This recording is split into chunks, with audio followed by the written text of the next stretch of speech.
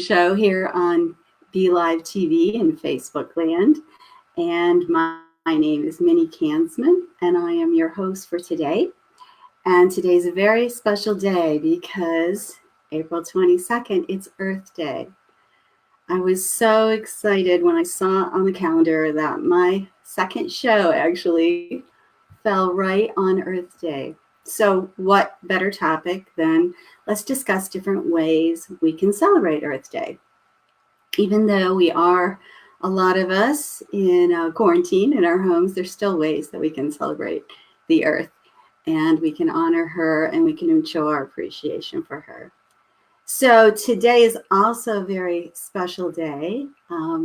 Before I get to there, I'm going to ask you if you would share. I'm going to take a minute too. If you could share the show out so other people can have a chance to get to join us today, and like and share out to your page or your certain friends that you might want to just share with on Messenger to let them know that the Nature Connection show is on. I really would appreciate that. Thank you. So today is a very special anniversary for Earth Day because it is the 50th anniversary of Earth Day. Wow, April 22nd, 1970. I figured I was about 11 years old at the time. I'm trying to remember if I can remember it specifically. I just remember there was a lot of focus on water pollution and air pollution, especially air pollution at that time with smog, and we were talking about that. And the focus for Earth Day back then really came up because of a Wisconsin, yay, Nessie in the house, Wisconsin, Democratic senator named Gaylord Nelson. And he was visiting California in 1969, actually, and saw a massive oil spill that happened in Santa Barbara, California. And it just broke his heart. And he decided that it was time for a movement. It was time that we spoke up about what was happening with our Earth. And it was time to clean up our messes, right? And so he formed a group. They had 9 staff members, $125,000 budget, and they took their calling or their ideas from the anti-war movements that have been happening at that time, that if we could get, especially the younger students, the college students, to back us, maybe we can start a movement. We can start a protest. So they chose the time of April 22nd because it was between spring break, but before finals. So this time right now, they knew the kids would be at school because it's a better place to gather people when they're all together already. But before they were really crunched down with their finals too, right? So they called it an environmental teach-in at first. And then someone coined the phrase Earth Day, and that really stuck. And they started to get a lot of media from that. And I have some photos from that I'm going to pull up here for you. This was their first symbol. You need a symbol for a movement, right? So I told you they were really focused on water pollution and air pollution at that time. So you can see the water and the clear horizon there with the sun. And so these were pins that they had made. Pins were really big back then. And then here is another one I found. Oh gosh, don't you just love that 1970s writing? Let me give it a solo here even. Look at that.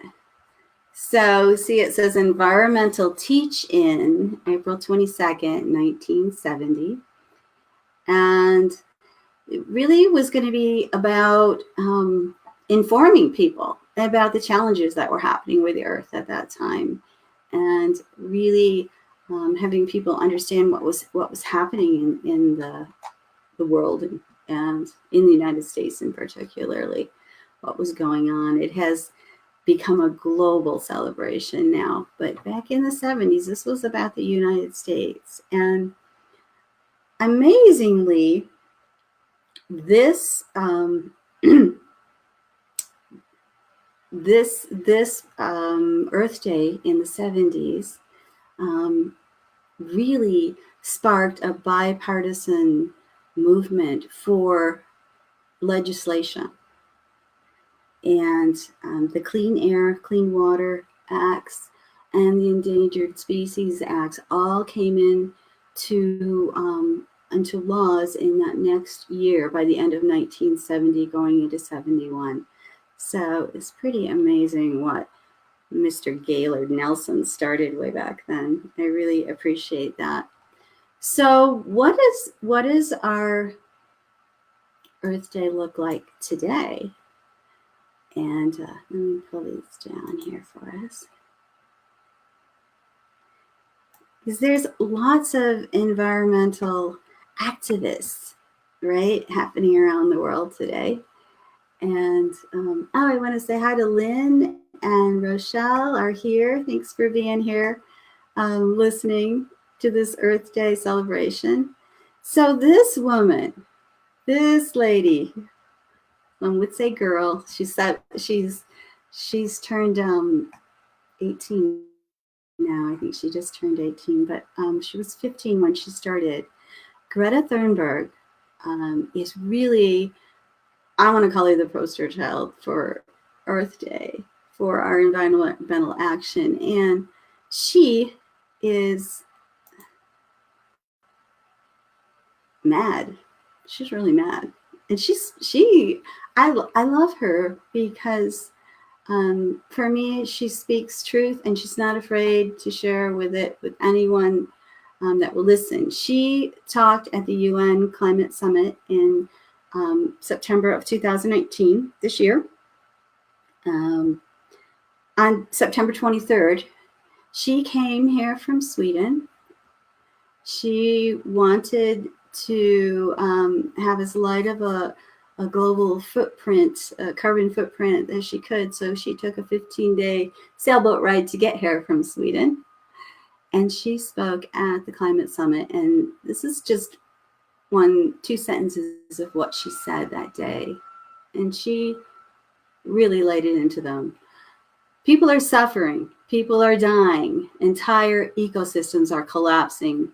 We are at the beginning of a mass extinction, and all you can talk about is money and fairy tales of endless economic growth.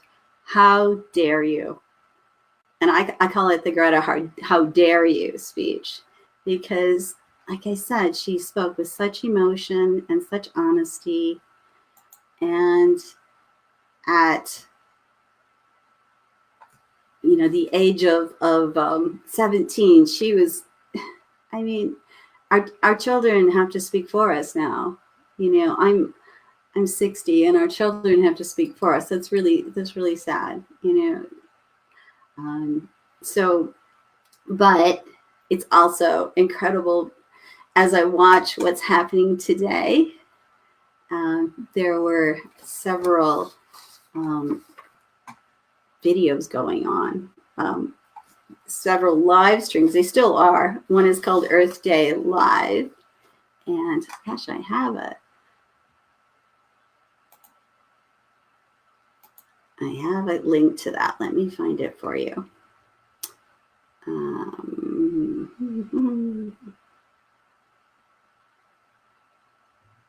Well, it was here. Okay. Let me see if I kept. Well, if you just Google Earth Day Live, I know you're going to get it. There's live streaming all day long, and I started watching early this morning when I woke up, and it's all these young people, incredible 20-year-olds, even younger, I think, some of them, and they're talking about the Green New Deal. They're explaining that. They're talking about fracking. There's beautiful music, musicians, and videos that are playing it, and they've got it down pat. live streaming, going from person to person to person. Whoever's coordinating it is doing a great job, because there's barely a hitch between the speakers. And there was even one, particularly when I was listening to about people of color and their involvement in this speaking out, and I guess, white privilege, I hadn't thought about it, but when they go to protest, it's a little bit different than when your average white Joe goes to protest something, because they have to think more about discrimination, what's happening when they're out protesting. And so it's very interesting, very enlightening. I think it's going on all through the weekend for sure. So please take a chance to listen to that. Let me see who else is here. We've got Neshi is listening, and Kimberly Griffins. Hi. Andrea, happy Earth Day. Happy Earth Day to you too. Cindy Ferris says Greta is amazing. She is. She started out protesting at 15 every Friday in front of the Parliament building in Sweden with a sign that said Students for Climate Change. And it was her by herself for a while. And then find pictures, and there'll be like 2 or 3 other students, fellow students from school that joined her. And then if you look at the contrast between when she came to the United States last year on September 23rd, there was, September 20th, there were 4 million people that participated in a climate, I don't know what they call it, a climate action day. Fridays are climate action days. That many people she inspired for her Friday climate action days. And a lot of schools I read were giving kids a excused absence for their Friday climate protesting or whatever they wanted to do on that day, walking out of school for climate action, a cool school strike for climate. So I think that's pretty good. I want to show you a poster from the 1970s that came into play. I don't know if you remember, you're old enough to remember Pogo, but I remember Pogo. And we have met the enemy, and he is us. That's pretty darn amazing. I'm just, sometimes I'm blown away that it's taken 50 years and I don't feel like we've come that far sometimes. I mean, I know we have from then, if we hadn't started then, but there's still so much more to do, and the enemy is still, it's still us. Yeah.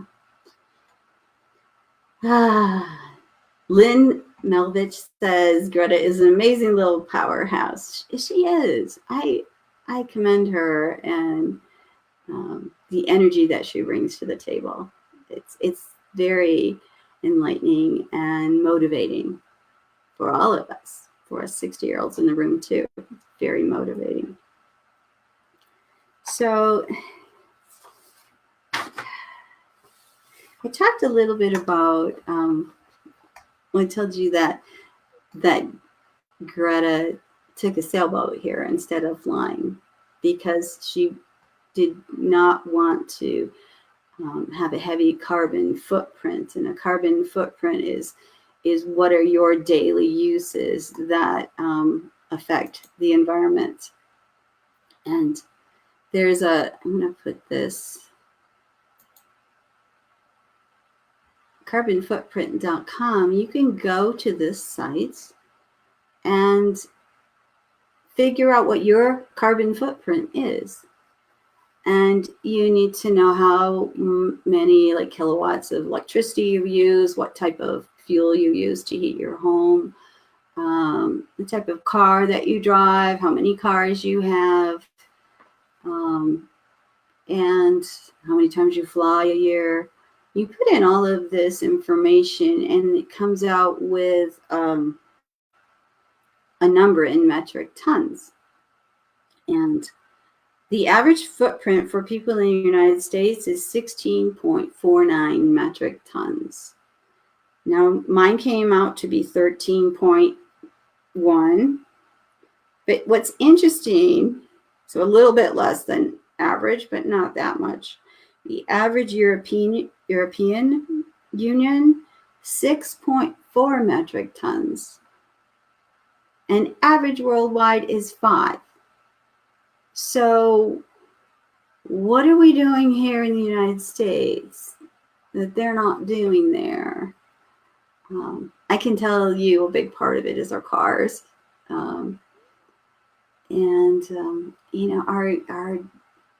It was also, it measured your carbon footprint by asking a lot of questions about the food that you purchased and such too. And if you grew your own or if you purchased at the store and how much. But I thought that was really interesting. And then as I looked into this carbon footprint a little more, there were ways that on this site, actually, that you could diminish your carbon footprint by donating to certain causes that would help the environment rather than hurt it. So you can offset your carbon offset with individuals and companies to invest in environmental projects and such. So that was kind of cool. More active in environmental issues and in environmental donations. So I encourage you to go check out. There's lots of different carbon footprint measuring tools on the internet, but go check some out. It's interesting to learn about. Got to keep learning how to scroll back up here. Rochelle's here, and Rob. Nice to see you. Rochelle says, I received my high school diploma in 1969. I am very familiar with the 70s. Yeah, I was doing, middle school, high school in the 70s. So interesting. So come to the place of what can we do to celebrate today? What can we do for Earth Day? And you know how they say every little bit makes a difference, and it really does. But for me, this is my favorite quote. And it speaks about education. So, for in the end, we will conserve only what we love only what we understand, and we understand only what we're taught. And, I think I first saw this quote by Baba Duam. I first saw this quote at a zoo about conservation with animals. And, that we fall in love with the animals at the zoo. And then we want to understand more about their environment, where they came from and what's happening there. And then we're educated. So falling in love with something is really helpful to want to save it. And in order to fall in love with something, you need to experience it or be educated about it. But I find experience is a really good way to fall in love with something. So something to think about with your environment. I've fallen in love with the mountains, obviously, and I'll do everything I can to keep the air clean here in Denver so that I can see them. Because, there were some days in the summer where we couldn't see them, and it wasn't that it was rain clouds, it was hazy. And it's the first time I've experienced that coming from Michigan and just moving to Colorado this year. that there were some days in the summer that I was seeing the effects of that right where I live. So Cindy Ferris is saying, here in Wisconsin, there's a company that you can sign up for. Well, they will see that you are using more solar and wind energy, and they pay your electric bill. Yes, yes. I had that in Michigan, where a part of my electricity could be used, was solar attained from, not from my house, but from other sources. It cost a little bit more, but it was also supporting that. So there's lots different ways that we can do that with energy. And really, as I was hearing these young kids today, it was like solar and wind power are the way to go. That really would love to see us transition into that. And even, I mean, their goal is 2030. Most people says 2050. I was reading a politician's plan today, and it was 2050, but their goal is 2030 because we don't have time. So 10 years to get all our energy from wind and solar. That'd be amazing. Okay. So what can we do? And if you know me, you're going to see that I'll say one of the first things is go take a walk, right? I'm your nature and forest therapy guide. And remember, we have to fall in love with something before we're going to take care of it. And so that rekindling of your connection to Mother Earth is going to facilitate how you take care of her from this day on.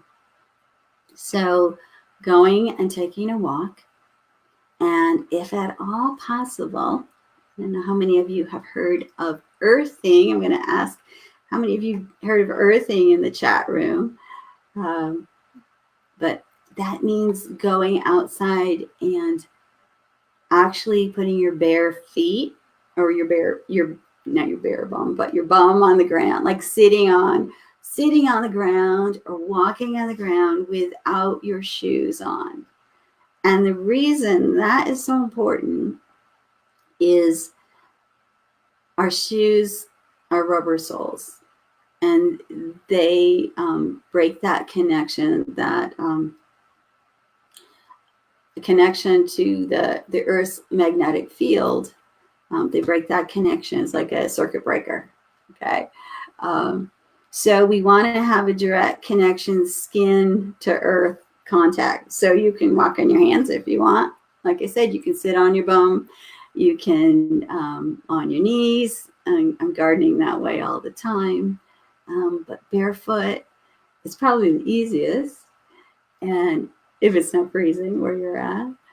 But to go outside, and I'm going to challenge you to just go outside, take your shoes off, and walk on the grass. Or if you're really, really brave, go in the woods and walk barefoot and walk really slow. It will force you to walk really slow because the sticks are pointy and the pine cones hurt. And, you know, in the grass, you want to watch out for bees and insects and things. So you're not just walking willy-nilly through the grass. You're going to walk very slowly. And when you walk slowly and mindfully, then you start to enter into that place of nature and forest therapy, which is what I teach about, being very mindful out in nature. And so you'll get the benefits of the forest therapy, but you're also going to get that grounding aspect of having that direct connection to the electromagnetic field of Mother Earth, which is proven to be very beneficial for our physical bodies. They've done studies where they've seen it lower blood pressure and heart rate, and help a lot with inflammation, which a lot of our diseases are caused from inflammation, right? So it helps people sleep. And it helps people lower their glucose levels for diabetes. I read that. So it's very, very good for grounding. And There are companies that have created these grounding mats that you can put under your bed, and there's a wire that goes to your electrical outlet and it grounds through your electrical outlet, and you could sleep on those. And that's where they've done a lot of the studies that have shown reduction in pain, etc., by use of these grounding mats. Or you sit at your desk and you put your bare feet or your socked feet on the mat, and it's plugged in, and you're grounded. And when I first heard of those, I thought, okay, I guess that's really good for someone that can't get outside. But my first preference would be to get outside, because there's so many other layers that nature's providing you outside with sound sensations, with scents, breathing in the fresh air, all of that. You're going to connect even more. But try the mats too. I think that'd be pretty cool. Let's see. Anyway, Julie Hedges. Hi, Julie. My feet are very sensitive. I like the idea of sitting on the ground. Well, there you go. It's just, got to be that you don't have anything rubber, plastic, anything that would keep an electric flow from moving. But your clothes are fine. Leather shoes, leather-soled shoes. I have a pair of moccasins. Those are all grounding all the time. You can even be on a rock or cement, any natural material that the electricity would still conduct through. That's the energy of you and earth connecting. Rochelle says, I enjoy walking down to the river with my bare feet. Oh, and walking in a river with bare feet. Oh, it's so nice. It's so nice. Lisa Crawford says, I'm outside barefooted with my 2 cats listening, raking and listening. Oh, good for you. Perfect way to celebrate Earth Day, Lisa. Cindy Ferris says, I have one of those mats. What do you think of it, Cindy? I've never talked to anyone that's had one of those. What do you think of it? How's it helped you or not? And Rob Kotler says, will it help someone like me who has no sense? I don't know what you mean, if what kind of sense you mean, but nature's going to help you whether you can hear it or smell it. You're gonna have benefits that happen to your physical body, whether you like it or not, Rob. No, I'm gonna put this down. So, okay. So, getting outside, getting barefoot, one way. Neshi talked about this yesterday. I don't know if she got to do this morning. Probably. She was going to pick up trash. And picking up trash is always helpful. Yes, it's sad that there's people that still litter. It's really, really sad. But it's just going to sit there until someone picks it up, and it might as well be you. For me, I walk around our condo complex here every day with the dog 3 times a day. And if I see any litter on our path, I pick it up, or any dog poo that hasn't been picked up by someone else, I pick it up, because I'm walking that path every day. I don't want to look at that either. But it's just the right thing to do, whether you're looking at it or not. My husband and I, when we lived in Michigan, we lived on a dirt road, Lyons Road in Lyons, Michigan. And we would walk the dog almost every night in the summer. We would walk the dog down the road, and boy, we noticed all the trash and the McDonald's bags that got thrown out of the car, lots of liquor bottles, lots of kids, throw things out that they don't want in their cars for their parents to see. We decided, because there were a lot of that kind of trash. And so we just started taking garbage bags with us, and every spring and every fall, we would do a really big cleanup, and we would pick everything up on that section of the road that we walked. So you're just caring for your own section of a street, or she said, like around where she walks with George.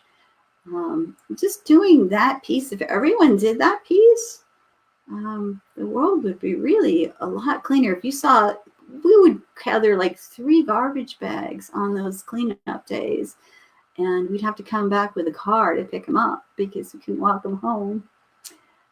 So it can make a big difference. And anytime you see trash, pick it up. When I'm on my forest therapy walks, I always have a garbage bag with me because we're slowing down. We're walking real mindfully, doing our forest therapy invitations, and invariably I'll see trash. And so it's just part of my kit now to bring a bag. If I'm going to take a walk, make sure you have a bag with you that you can pick up trash and take care of your old corner of the world, I will say. Rochelle said, I do walk to the river, but it's cold. Oh, yeah, the water, I'm sure, especially right now at this time of year, is really cold. No, she says, Mother Earth is telling us to clean up our room. Yes, go clean your room up. Exactly. Can you hear her? There are communities that volunteer to clean a section of the highway. Yes. And they'll put the signs up that such and such a business or such is tending to this section of the highway. And those are great. That's great. We all need to do our part. And, you know, of course, there's education of teaching not to litter in the first place, right? That's a big piece too. So what else can we do? I have a whole list of things. So, and I have some photos to go with each. But this one, I love. How do you find it?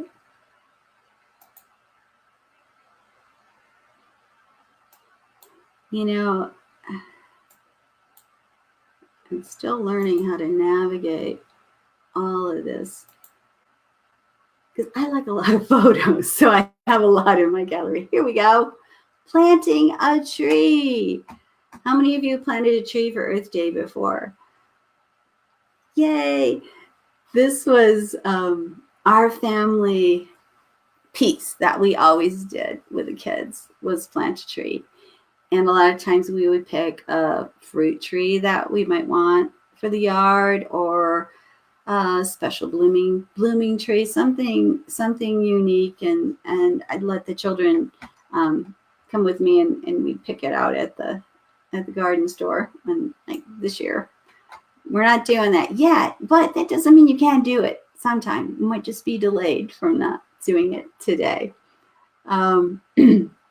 So I want to give this a solo because it's really important when you plant a tree. A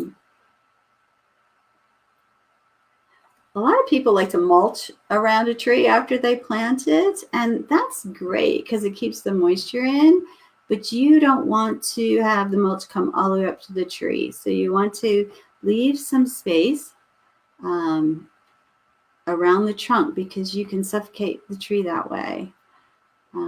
So really important to do. And sometimes you can find trees. If you live, when I lived in Michigan, I had some property, some land as well. And we could go in the woods and find, maybe we find a dogwood tree that's in the path, or that's has a chance of getting trampled because it's right on the edge of the path, and maybe it's like a foot high, 2 feet, and you smaller the better, but you could transplant that dogwood into your yard and save it. We would do that with ferns too that we knew were on the trail that would get stepped on and such. So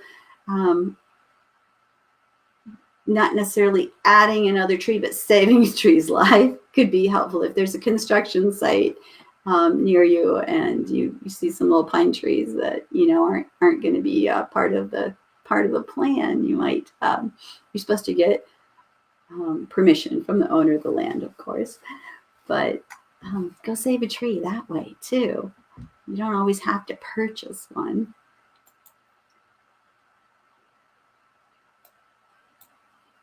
But planting something that you love, something that you appreciate.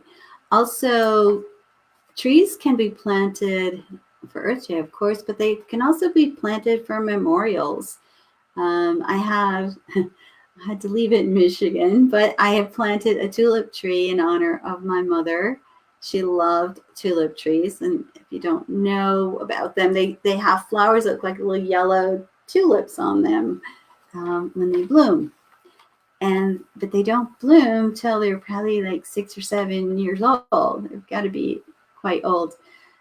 So this tree, okay, was found in my mother-in-law's garden in Farmington, Michigan. She said, Minnie, I've got this tree growing in my garden. It's a tiny little courtyard garden.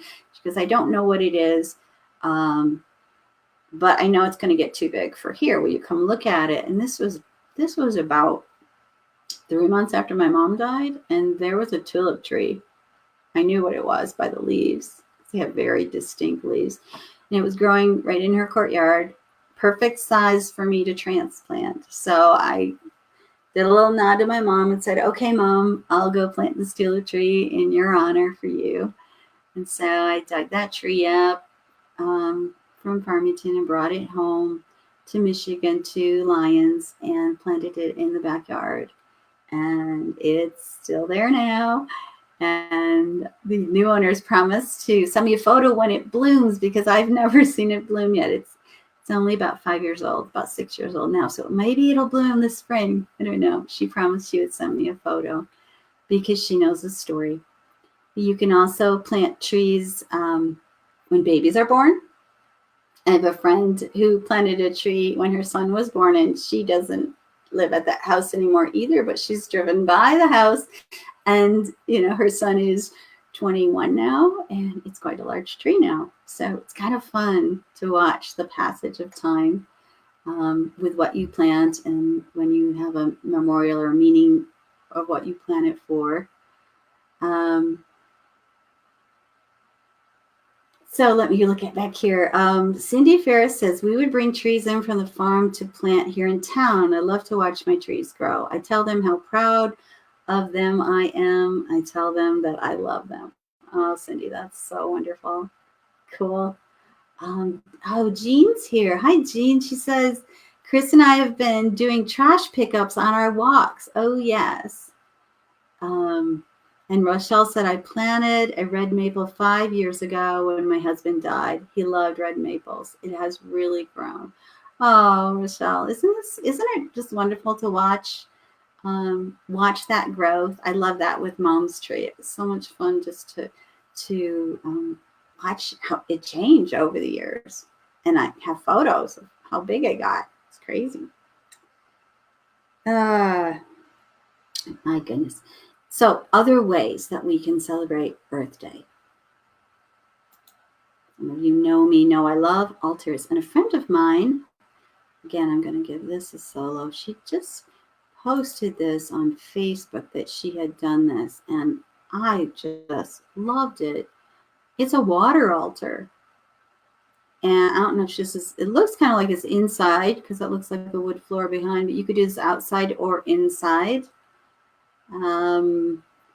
But she's got the candles kind of floating in the water, and it looks like different plants and herbs and flowers with stones in the center. Isn't that a little bit of lavender up in the left corner? It looks like.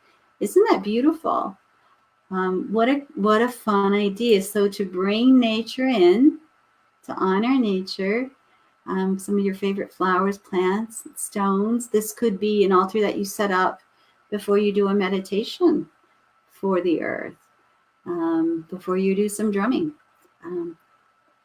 You could have this in your, like I said, in your home, or you could put it outdoors. I do a lot of altars outdoors as well. Easy way to set an outdoor altar up is to find just a flat piece of flagstone or stepping stone, something like that. but I like the natural flagstone, and just set that up under a favorite tree or in a flower garden or near your meditation spot outside if you have a little log or a bench or a chair even that you haven't set up, and you can just lay use the flagstone as a flat part of your altar and then put on it whatever you'd like. Candles are nice vases of flowers. I like to stick incense in a small little vase and light that. Boy, does Mother Earth love incense outside. Let me tell you, it smells so good. It's so nice, and a way to honor her. And so it has pieces that have meaning to you, and it can be a place that, like I said, you go to meditate or pray or just hang out and do in force therapy what we call a sit spot, where you just sit there and listen and take in the environment with all of your senses. Julie had just says, pretty altar, isn't it? I love that. And thank you for the great info. Oh, I'm glad that you're enjoying this. I got a lot I can talk about, because I love nature every day, and I think of different ways to honor her and appreciate her. Rochelle says, I talk to the beautiful tree. I was just talking about a red maple on a regular basis along with the other trees. I talk to trees all the time too. I love them. So let's see what. Oh, I don't know how many of you got to hang out with Neshi last night for her drumming, but that was really fun. Oh my goodness. Drumming is another wonderful on Earth Day. And if you could drum outside, even better. But the drum reminds us of a heartbeat. And for me, my heartbeat and the heartbeat of Mother Earth at the same time. When I drum, and the vibration of the drum through me and vibrating through my body and into the earth is a great.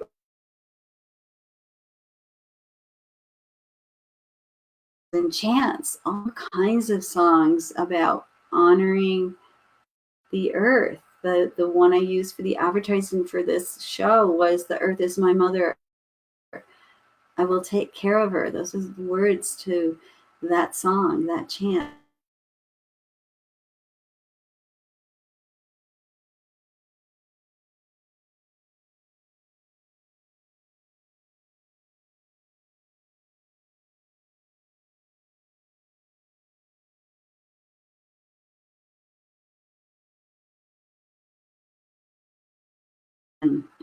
So drumming, wonderful way to connect. And drumming, dancing, singing. Gaia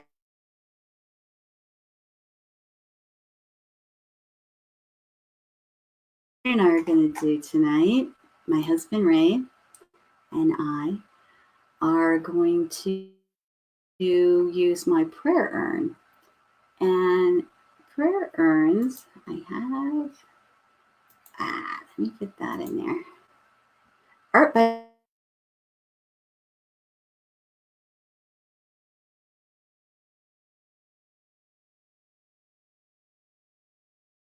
but she makes these beautiful pots that she calls prayer urns.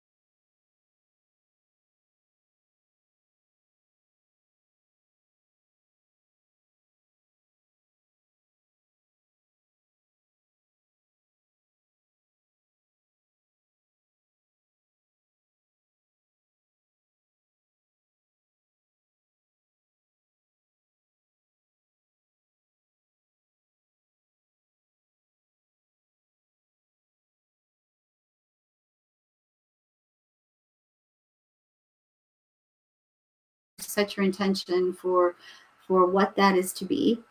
And Rain and I will be calling in what new that we see. And I feel this today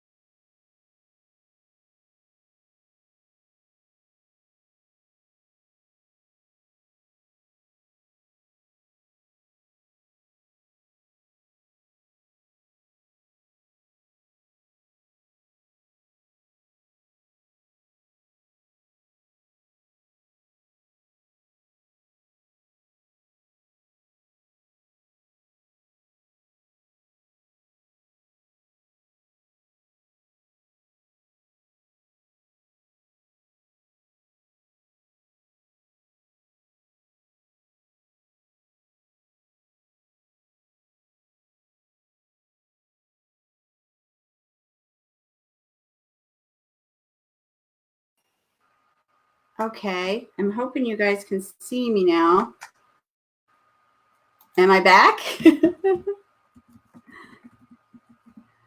Okay, I'm going to ask, am I back? And somebody answer and let me know that if you can see me again.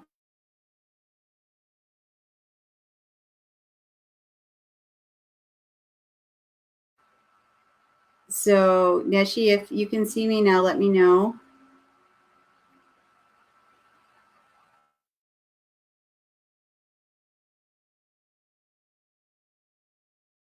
Oh, I had another piece I wanted to share with you, meditation.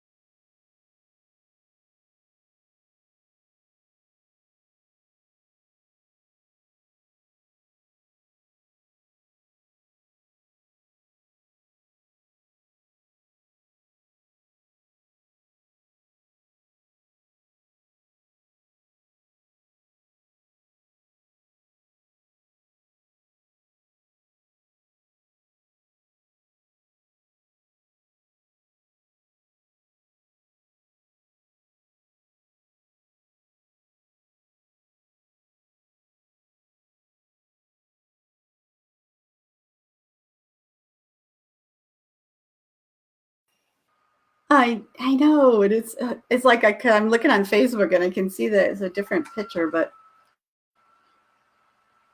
you can. Oh,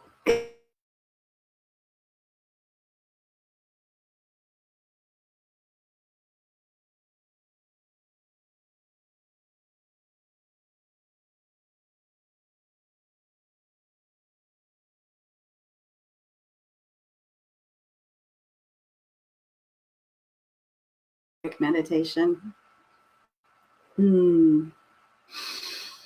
Take some nice deep breaths in and out. And I'd like you envision yourself looking at the earth from space. So see yourself out in space, looking back at the earth, that beautiful blue and green ball of beautiful water and land and gases. See the white clouds. See the way the sun's shining on our side of the earth right now. It's dark on the other side.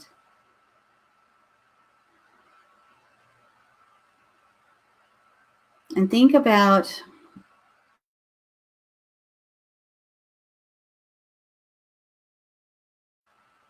there's the water and the trees and the clouds. There's the animals and the humans.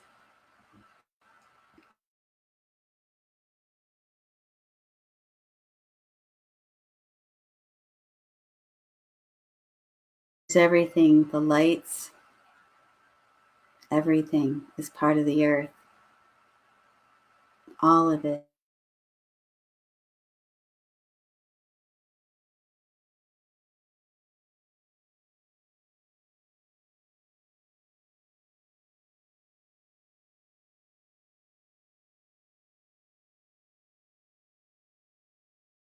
Mother Earth in your hands. Feel the edges around the earth.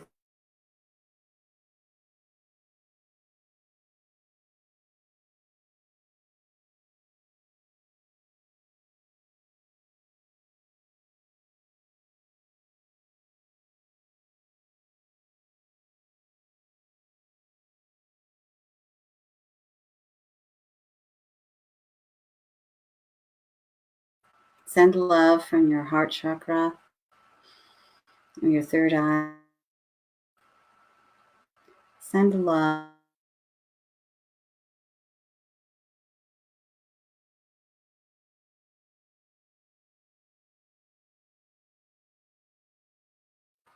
And pulse that love energy in and out.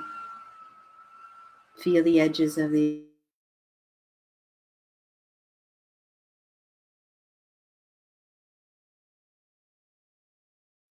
sending to the earth right now. Sending your love to Gaia on Earth Day.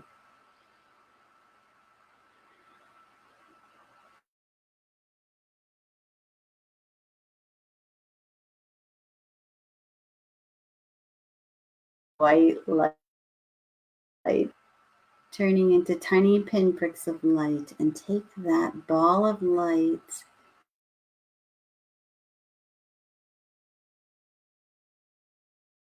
to your body. For you are part of the earth, and the earth is part of you.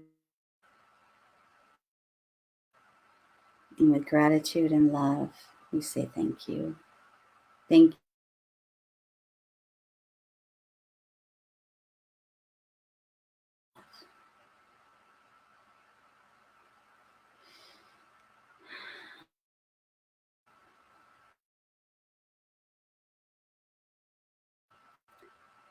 And I hope you guys were able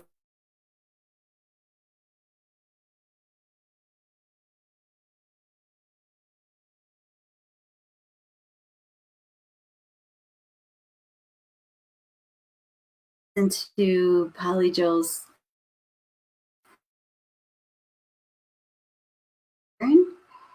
and of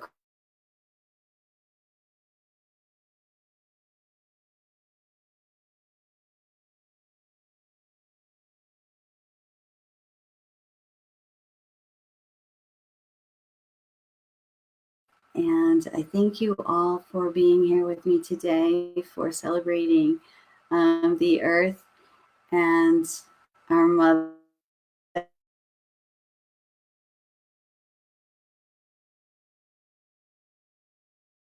And blessed be.